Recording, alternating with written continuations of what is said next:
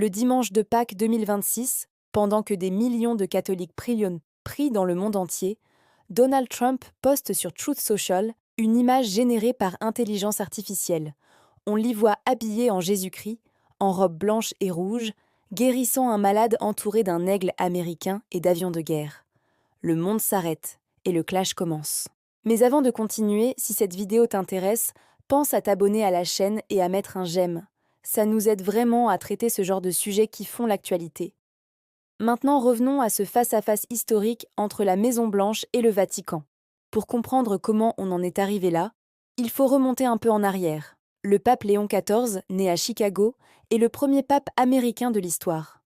Il a été élu en 2025 et dès le début, sa relation avec Trump est froide. Les deux hommes sont américains, mais ils n'ont pas la même vision de l'Amérique, ni du monde. Léon XIV s'est rapidement distingué par ses prises de position courageuses. Il a critiqué la politique d'expulsion massive de migrants menée par l'administration Trump. Il a dénoncé le réchauffement climatique. Et quand la guerre entre les États-Unis, Israël et l'Iran a éclaté en février 2026, il a haussé encore la voix. Lors d'une vigile de prière pour la paix, le pape prononce des mots qui sonnent comme une réponse directe à Trump et à son secrétaire à la défense Pete Hegseth.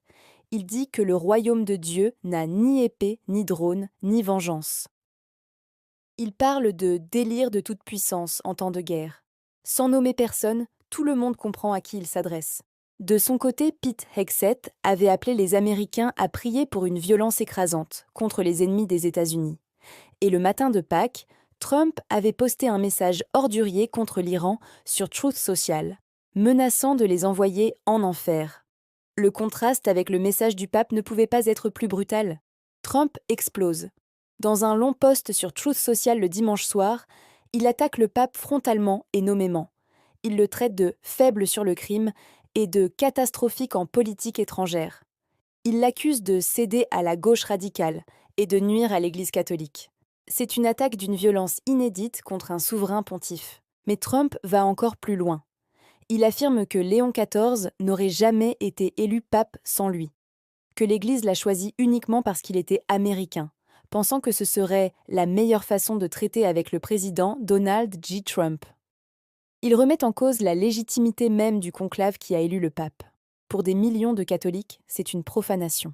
Puis vient l'image de Jésus. Trump la poste dans la foulée, se représentant lui-même en figure christique, guérissant les malades. La réaction est immédiate et massive. Des républicains, des conservateurs, des évêques condamnent le poste. L'activiste conservatrice Riley Gaines écrit « Un peu d'humilité lui ferait du bien. Dieu ne sera pas moqué. » Trump finit par supprimer l'image le lendemain. Mais il ne s'excuse pas. Interrogé devant l'Oval Office, il dit simplement « Il a tort. Il n'y a rien dont je doive m'excuser. » Il ajoute qu'il préfère le frère du pape, Louis Provost, parce qu'il serait « tout MAGA », une pique personnelle qui choque jusqu'au sein de sa propre équipe. J.D. Vance et Marco Rubio, tous deux catholiques pratiquants, restent silencieux. La réponse du pape arrive pendant sa tournée en Afrique. En route pour l'Algérie, Léon XIV s'arrête et parle aux journalistes. Sa phrase est courte, calme et dévastatrice. « Je n'ai aucune peur de l'administration Trump, ni de parler haut et fort du message de l'Évangile. C'est ce que je crois être appelé à faire. » Pas de colère, pas de drama. Juste une ligne qui ne laisse aucune ambiguïté. Il ajoute qu'il ne se voit pas comme un politicien, qu'il ne veut pas entrer dans un débat avec Trump, mais qu'il continuera à parler contre la guerre, à promouvoir la paix, le dialogue et les solutions négociées entre les nations. C'est un refus d'escalade verbale, mais une confirmation totale de sa ligne. Le Vatican ne reculera pas. Sur le plan politique, le calcul de Trump est risqué.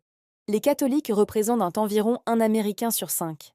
Trump en avait gagné entre 55 et 59% lors de sa réélection de 2024, son meilleur score auprès de ce groupe depuis des décennies. Et là, des cardinaux, des évêques, des voix catholiques conservatrices se retournent contre lui. Aucune figure catholique de premier plan ne défend publiquement ses attaques contre le pape. Un chercheur spécialiste des religions résume la situation brutalement. Il est l'un des nôtres. C'est un catholique américain de Chicago. Et l'accusation que le conclave aurait été manipulé politiquement touche quelque chose de profond. Pour les catholiques pratiquants, le Saint-Esprit guide le choix du pape. Remettre ça en question, c'est attaquer leur foi elle-même. Ce clash n'est pas qu'une querelle de personnalité. C'est un affrontement entre deux visions du monde radicalement incompatibles. D'un côté, Trump est la logique de la force, de la guerre, de la puissance nationale. De l'autre, Léon XIV est la logique de la paix, du dialogue, de la dignité humaine. Deux Américains, deux univers moraux, et pour l'instant, aucun des deux ne cède.